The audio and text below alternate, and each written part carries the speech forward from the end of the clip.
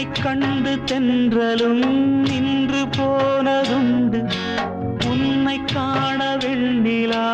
வந்து போவதுண்டு ஏன் தேவி இன்று நீ என்னை கொள்கிறாய் முள் மீது ஏனடி தூங்கச் சொல்கிறாய் உன்னை தேடி தேடியே எந்த நாவி போனது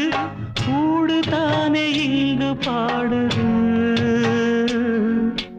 கூடு இன்று குயிலை தானே தேடுது நான் பாடும் மௌன ராகம் கேட்கவில்லையா என் காதல் ராணி இன்னும் தூங்கவில்லையா